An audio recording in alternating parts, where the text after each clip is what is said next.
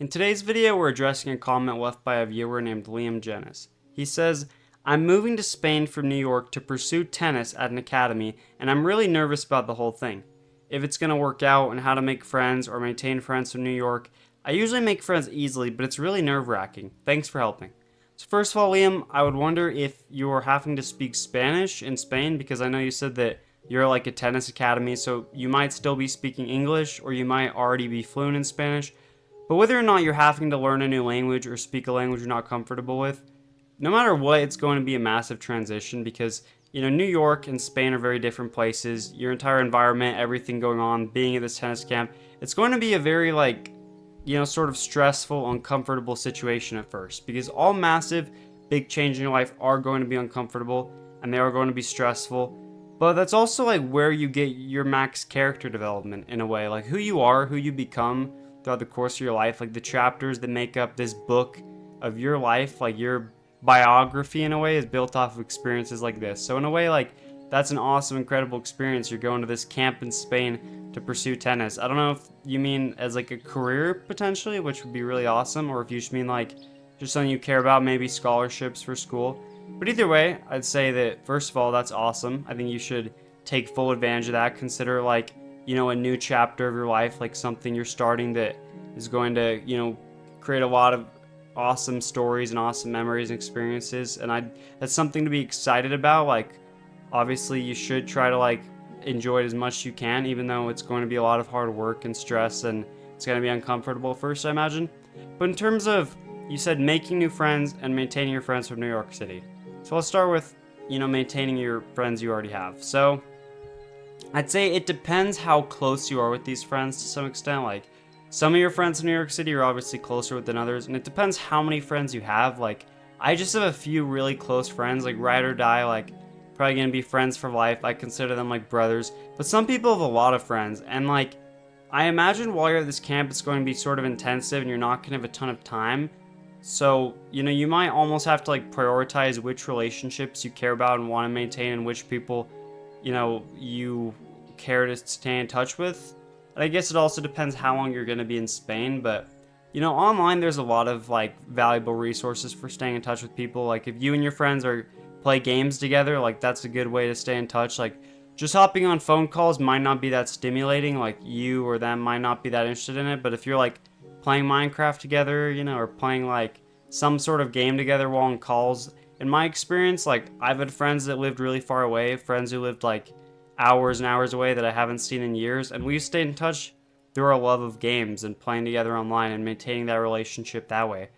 But it just depends, like how much time you have, how much time they have. Like if it comes down to it, I'd say like try to prioritize the relationships you value most. But it's definitely possible to maintain your friends in New York City, and it's definitely possible to feel like you have that relationship even despite the fact you're in another country. I mean, time zones might complicate this, but I'd say it's still possible for sure.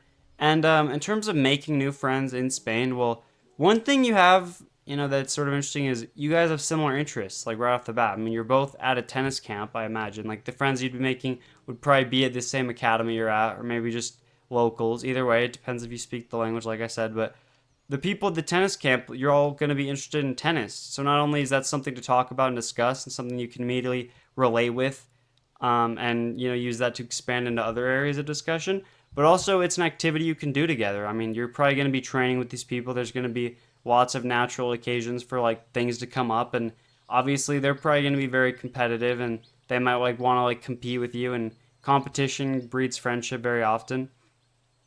I'd say like it's gonna be embarrassing a little bit, especially like if they are from Spain and you're not, or like you are sort of an outsider. Like that makes things a little bit more difficult when you're coming into that atmosphere. Like I've had an experience with this, which I feel like would be valuable to bring up here. Maybe you can learn from my experience. It's not as extreme, but I moved schools when I was younger, so um, well, not young. It was in ninth grade. So I moved from just a public school. I'd been at this public school for years, through that from their elementary to their middle school and everything, and I moved to this private school, like this sort of charter school in the U.S. And um, this is the sort of charter school where like people stay there like long term. Like pretty much everyone in my grade, everyone who I met that year when I went to that school, they already knew each other, so I was very much an outsider. Like, it was a very rare occurrence to get a new student.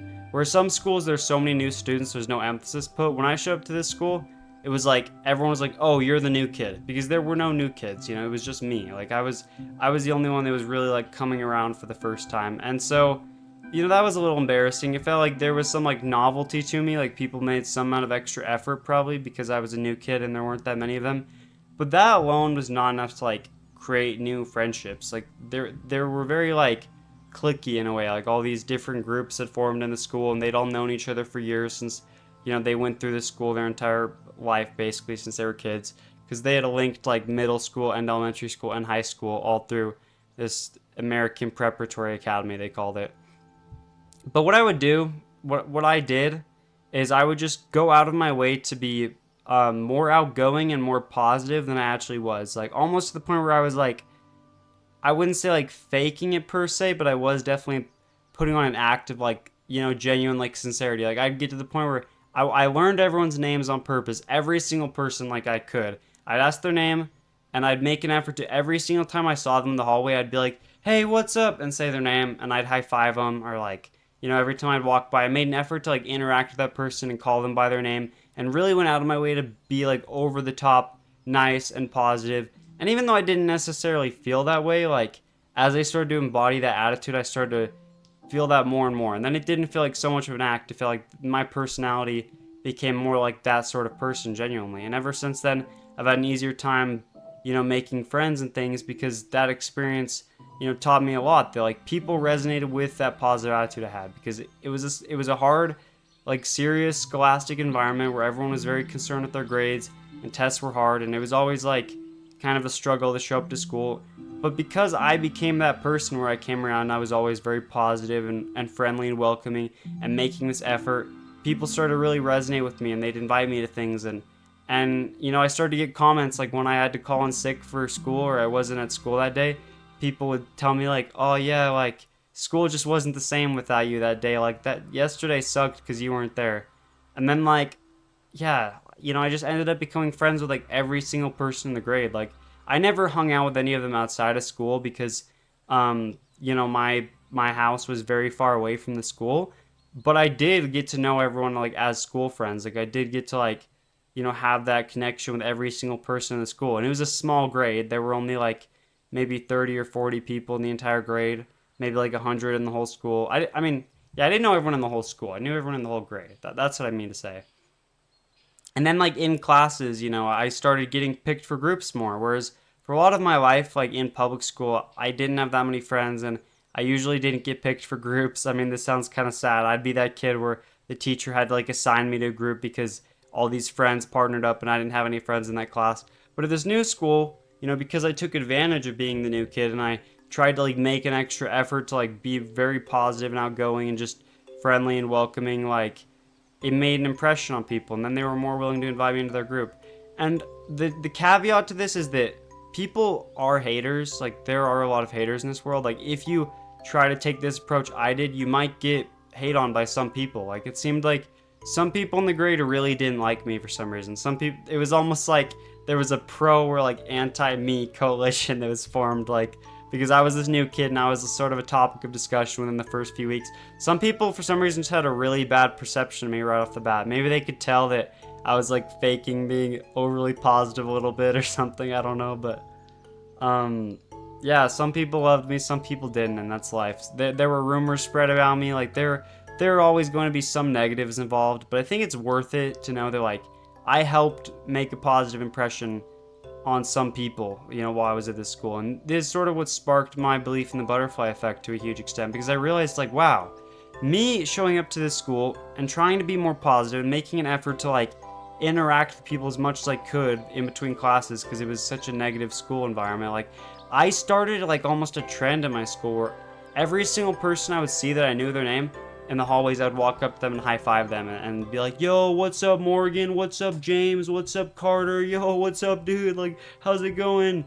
Like, I became that guy, and I think it like almost made the school a better environment in general. Like, I could feel these niches, these different groups in the school start to fall apart, and people would intermingle a little bit more, and everyone got a little bit closer. It almost felt like the grade united and became like one giant friend group, which it wasn't before, which was really interesting. And I started to see that other boys would do the same thing as me, where they'd walk around and like high five everyone and say their names and be like, "What's up?" Like I kind of started doing it with others, and because I was doing it with everyone, they started doing it with each other too, and it was just something kind of small and stupid like that. But I was like, that's the butterfly effect. I came around with a certain attitude, and I made school a slightly more enjoyable place to be for everyone. And then everyone was slightly more enjoying. It's not a word. They enjoyed school slightly more, and so they showed up and they had a better attitude. And so, everyone else started to have a better attitude. Like, if everyone around you is starting to have a better attitude, you will too. And so it spread it around like a disease, and suddenly my school is a better place. So, Evan, if you can do that, if you can somehow, just come around and make your school a little bit better place, make your school a little bit more positive or welcoming to others or a better place to be, like that academy you're at will just become a wonderful place to be around and you'll be able to make friends, especially if you're genuine and you're yourself. A lot of people resonate with that, and you might have haters, but I think an equal or larger number of people will really enjoy the fact that you're just yourself and you're honest with it, and you don't mind the hate because you're accepting of yourself in that way. So best of luck. Hopefully you kill it. Hopefully I'm hearing about you in the 2040 Olympics for tennis. That'd be cool. So I'll be looking out. And yeah, hope this helped.